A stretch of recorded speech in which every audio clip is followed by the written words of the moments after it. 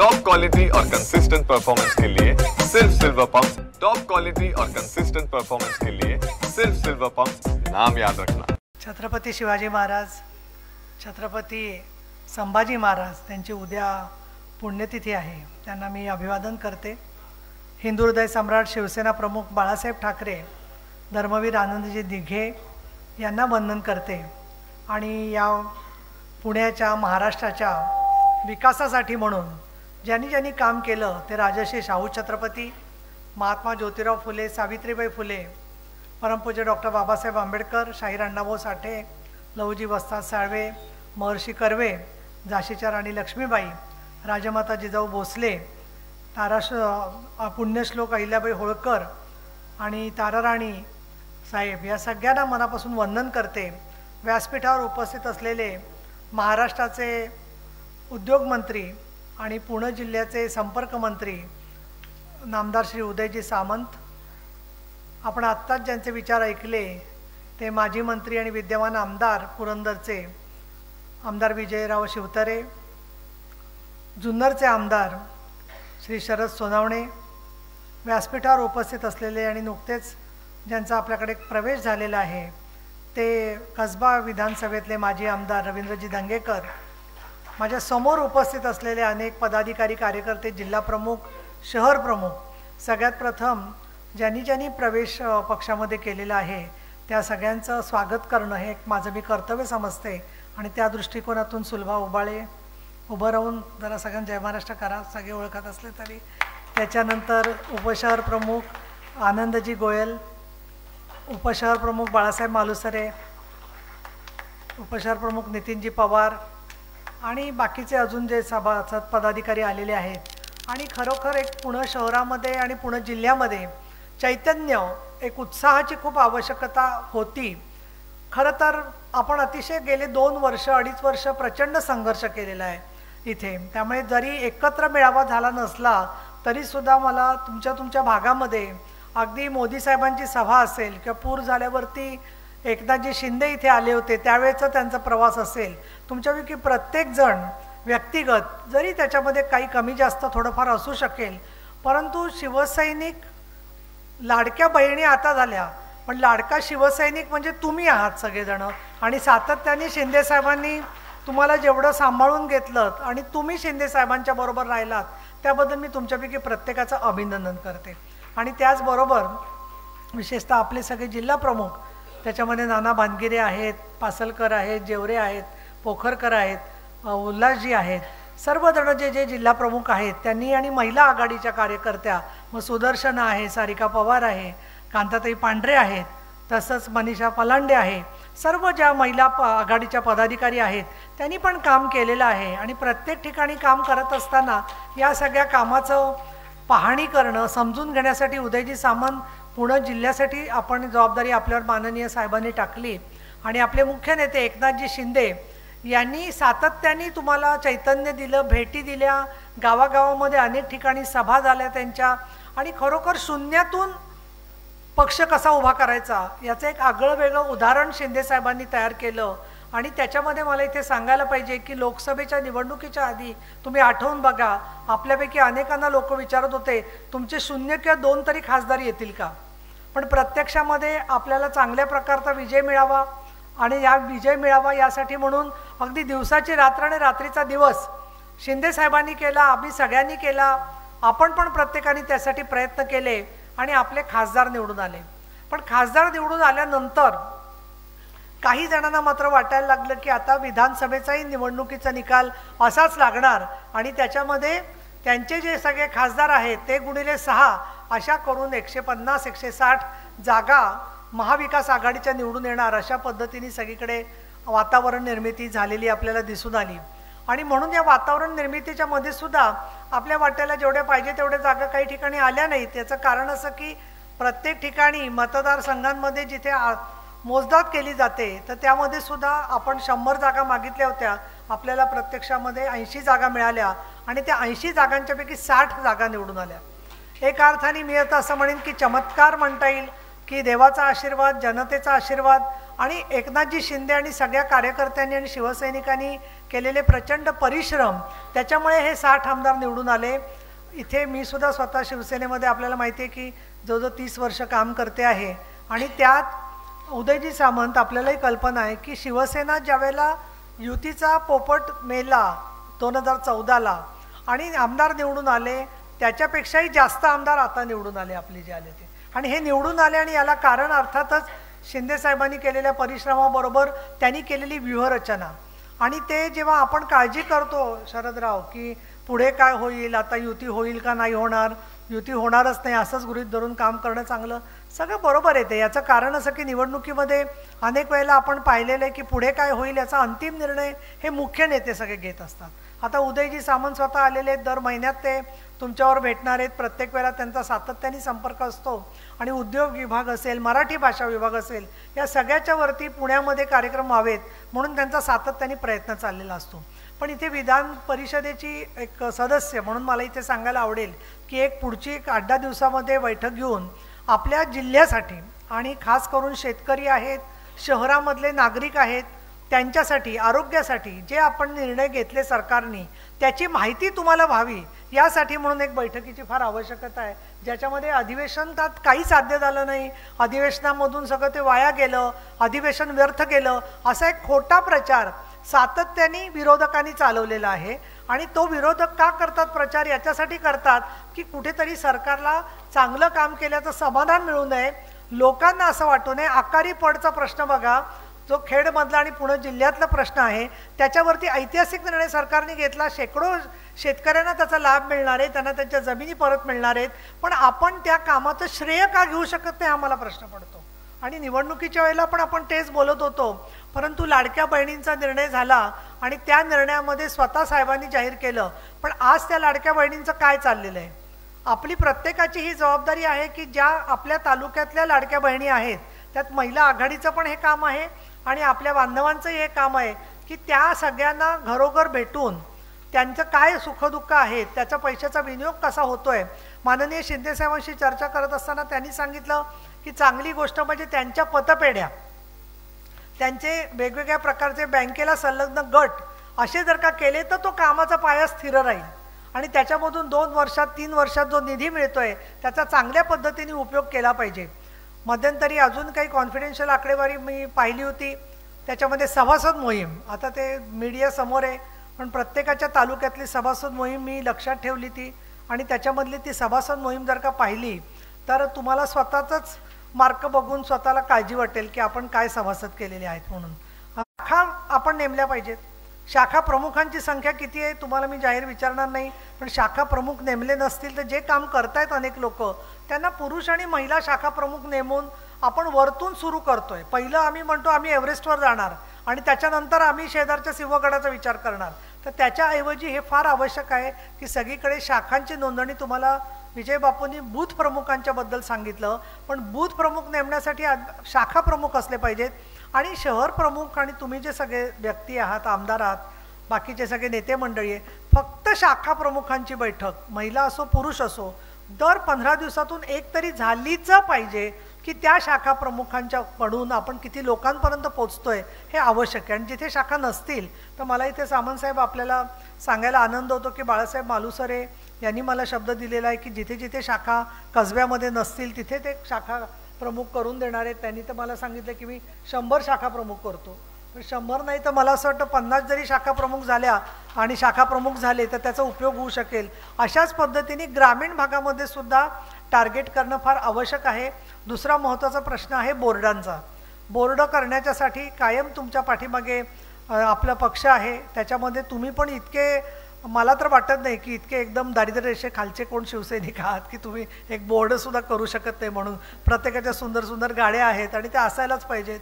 पण त्याबरोबर पक्ष म्हणून जिथे कुठे जबाबदारी लागेल तर मी सांगते की शिंदेसाहेबांनी सगळा आपला पक्ष उभा आहे ना बरोबर, प्रत्येकाला निधी शक्य होईल तेवढा दिलेला आहे. आणि त्या निधीच्या बरोबर दुसरं एक माझं निरीक्षण आहे, मुंबई छान आहे, मुंबईला जरूर यायला पाहिजे, पण 6 पैकी 6 दिवस मुंबईत नका थांबू. 4 दिवस 3 दिवस तरी आपल्या भागात थांबायला पाहिजे. जे काही बघते मी सोमवार ते शनिवारपर्यंत सगळे मला मुंबईतच दिसतात. मग गावाकडे कोण करणार तिथे काम जे आहे ते? काहीतरी मंत्र्यांचे दिवस ठरवतात तसं माना की मी पण मंत्री आहे, 3 दिवस मुंबईत थांबा, 3 दिवस आपल्या परिसरामध्ये बाजारी आठवड्याच्या बैठका असतात त्या ठिकाणी बैठका झाल्या पाहिजेत, तिथे महिलांना भेटलं पाहिजे. दुसरं कोणी मिसगाईड करतो, साहेबांनी बोलावलं आहे, कधी त्याचं कन्फर्मेशन नसतं. अरे तुम्हाला कुणी बोलावलं आहे, काय बोलावलं आहे, कसली बैठक आहे, कुठल्याही बैठकीला आपण कुठे जाऊन बसायचं, हे योग्य वाटतंय का आपल्याला स्वतःला? दुसरं असं झालेलं आहे की पूर्वी असं होतं प्रकरण थोडंसं की कुठेही वरिष्ठांचं लक्ष नसायचं, तेवढं जे काय असायचं ते संपर्क प्रमुखांकडून माहिती घेतली जायची. पण इथे मी तुम्हाला नम्रतेने सांगू इच्छिते की आत्ताच्या मीटिंगमध्ये आपण काय करतोय याचा सुद्धा रिपोर्ट शिंदे साहेबांकडे जातो. त्यामुळे आजची बैठक झाली ती अगदी काय म्हणजे सामंत साहेबांना आणि शिंदे साहेबांना काहीच माहीत नाही अशातला भाग नाही आहे. वॉच करण्यासाठी नाही, पण कोण कुठे आहे याची माहिती स्वतः पक्षश्रेष्ठी शिंदे साहेब घेतात. हे लक्षात घेऊन आपापल्या भागामध्ये तसं तसं काम आपलं वाढवण्याच्या दृष्टिकोनातून तुम्ही प्रयत्न करणं फार गरजेचं आहे. त्याच्यावरती सगळेजण म्हणतात आम्हाला ताकद द्या. ताकद द्यायची म्हणजे तुम्हाला तिथले प्रशासन सहकार्य कसं देईल हे बघण्याची जबाबदारी आमची. त्याच्यासाठी आम्ही शक्य ते तुम्हाला प्रयत्न करू, सहकार्य करतो. तुम्हालाही ओळखतात, तुम्हाला प्रत्येकाला प्रतिष्ठा आहे, त्यांना माहिती आहे की तुम्ही शिंदे साहेबांशी डायरेक्ट बोलू शकतात आणि कुठलंही कारण न देता त्याची अंमलबजावणी करायला लागेल. पण काही लोकांचं मी थोडंसं असं ऐकते की ते म्हणतात नाही काही अधिकारी आमच्याशी मुद्दाम वाईट वागतात. तर अशांची नावं तुम्ही आम्हाला सांगितली की बाबा मुद्दामून अडवणूक करतायत गोरगरीब माणसाची, सामान्य माणसाची त्रास देत आहेत, तर अशा अधिकाऱ्याला बदली करून टाकायची किंवा त्याला धडा शिकवायची जबाबदारी आमची, हे मी या ठिकाणी आपल्याला सांगतो. कारण काही काही ठिकाणच्या तहसीलदाराच्या पोस्टिंगसाठी, काही काही ठिकाणच्या तलाठ्याच्या पोस्टिंगसाठी इथे काय घडतं सगळं बोलणं शक्य नाही जाहीरपणाने. पुणे जिल्हा म्हणजे सोन्याची खाण आहे. ज्या प्रकारे जमिनीला भाव आलेले ते सगळे जर का पाहिले तर छोट्या छोट्या कामांच्यासाठी सुद्धा अडचणी आलेल्या दिसतात. इतकंच नाही तर हॉस्पिटलला ॲडमिट होण्यासाठी सुद्धा काही गोष्टी लोकांना करणं भाग पडतंय. तर या मुद्द्यांवरती आपण लक्ष जास्त केंद्रित केलं पाहिजे असं मला वाटतं.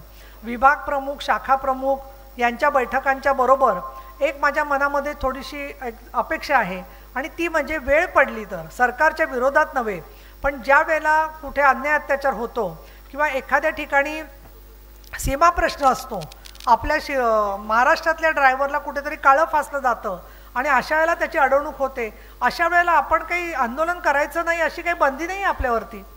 मग फक्त पुणे शहरातच आंदोलन करायचं असं नाही आहे. तुम्हाला माहिती आहे पूर्वीच्या वेळेला सगळ्या 4ही जिल्ह्यांच्या मध्ये म्हणजे बारामती असो, खेड असो, पुणे शहर असो, पिंपरी चिंचवड असो, मुळशी असो, त्या ठिकाणचा भाग असेल तर त्या त्या भागामध्ये तालुक्याला सुद्धा आंदोलनं झाली पाहिजेत. जर का तुम्हाला असं दिसलं की कुठे शिंदे साहेबांचा अपमान झालेला आहे किंवा अजून काही अयोग्य गोष्टी झालेल्या आहेत तर अर्थात परमिशन घेऊन या गोष्टी घडल्या पाहिजेत. परंतु मला असं दिसतं की ज्या ज्या वेळेला हे पहा बाळासाहेबांना तुम्ही बऱ्याच जणांनी सभात ऐकलेलं आहे, आम्ही पण त्यांच्याबरोबर सभेत असण्याचं भाग्य होतं आम्हाला. ते येण्याच्या वेळेला आम्ही सभेवरती असायचो, सभेमध्ये त्यांच्या शेजारी 2 खुर्च्या सोडून बसण्याचं भाग्य आम्हाला मिळालेलं आहे. तर त्यावेळेला मोठ्या साहेबांचं एक होतं की जेव्हा त्यांना दिसायचं की शिवसेना कुठेतरी डगमगते किंवा काही अडचणी येत आहेत, अशा वेळेला ते एक आंदोलन करून असा तडाखा मारायचे की त्याचा 10-12 जिल्ह्यात परिणाम व्हायचा. मग आपण पुणे जिल्ह्याची आपली ती कीर्ती होती. आपण अनेक आंदोलनं केलेली, तिथे बसलेले अनेक जण आहेत की आपण ठरवलं तर आपला किती वचक राहतोय लोकांना तुम्ही मला सांगा. जे लोक आंदोलनासाठी उगाच केसेस घेऊ नये, शांतता मार्गाने पण आंदोलन होऊ शकतं. परंतु मी असे लोक पाहते की जे दुसऱ्या पक्षाच्या महिला नेत्यांच्याबद्दल चांगलं बोलतात आणि आपल्या पक्षाच्या नेत्यांच्याबद्दल सोशल मीडियावरती वाईट बोलतात.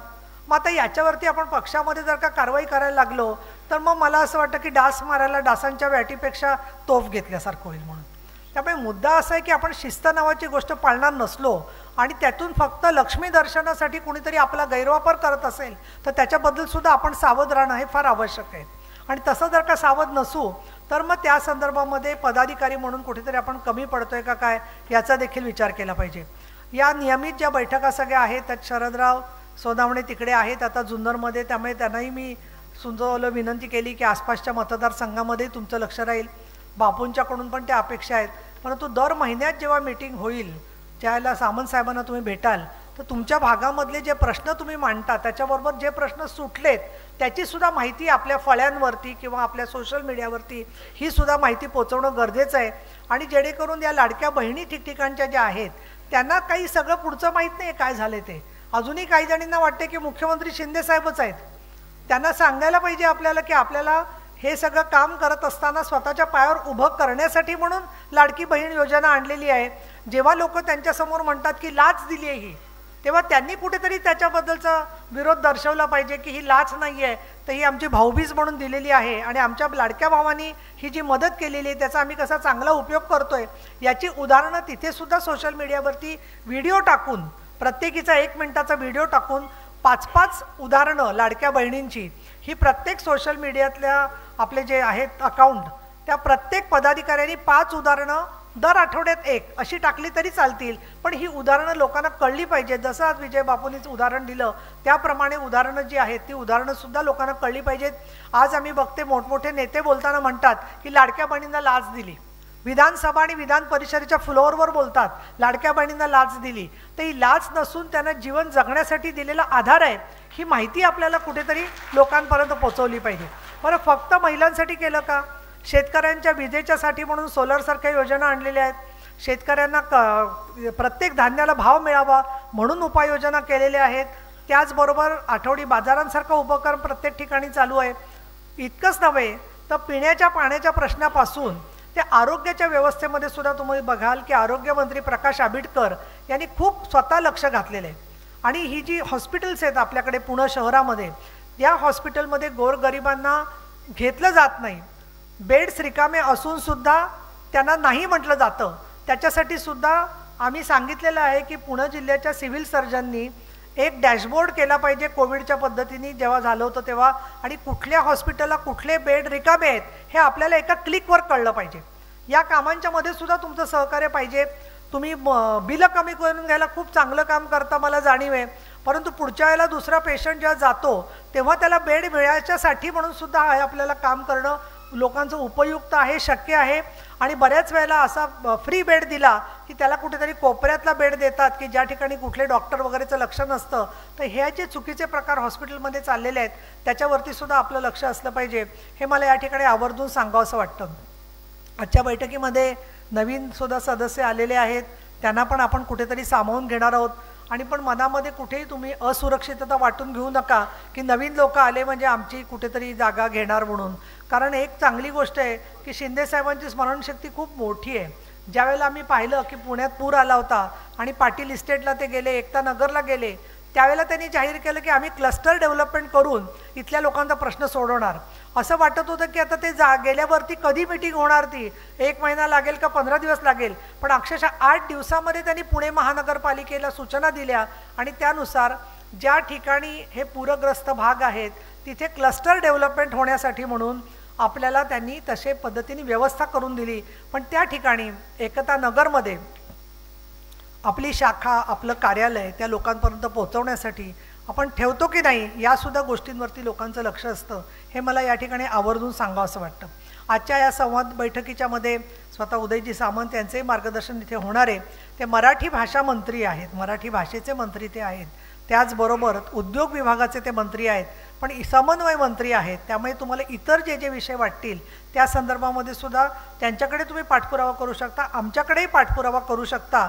आणि हा पाठपुरावा करत असताना तुम्हाला जेव्हा वाटेल की बाबा एखाद्या गोष्टीसाठी म्हणून आम्हाला तिथल्या मुंबईच्या अधिकाऱ्याला फोन करून पाहिजे, तर मंगळवार बुधवारी तुम्ही माझ्या विधान भवनातल्या उपसभापती कार्यालयात सुद्धा संपर्क 2 ते 5 करू शकता.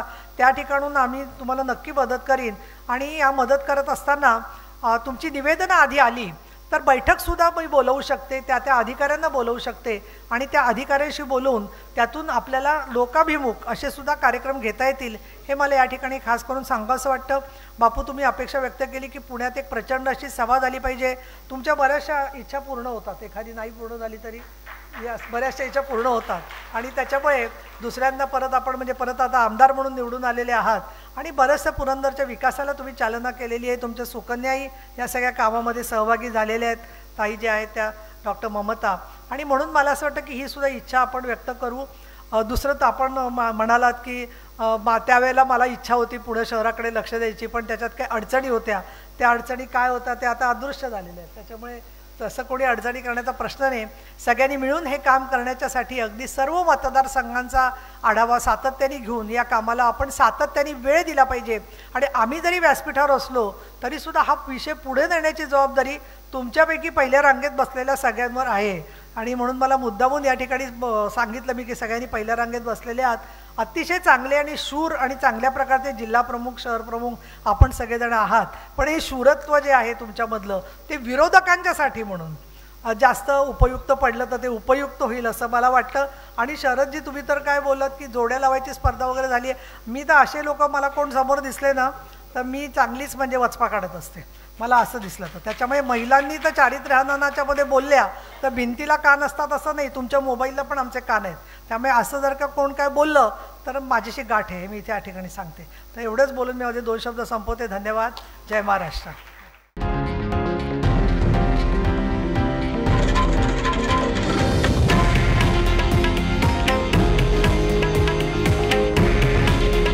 हे आहे देशातील नंबर 1 न्यूज नेटवर्क आणि आपण पाहत आहात TV9 मराठी.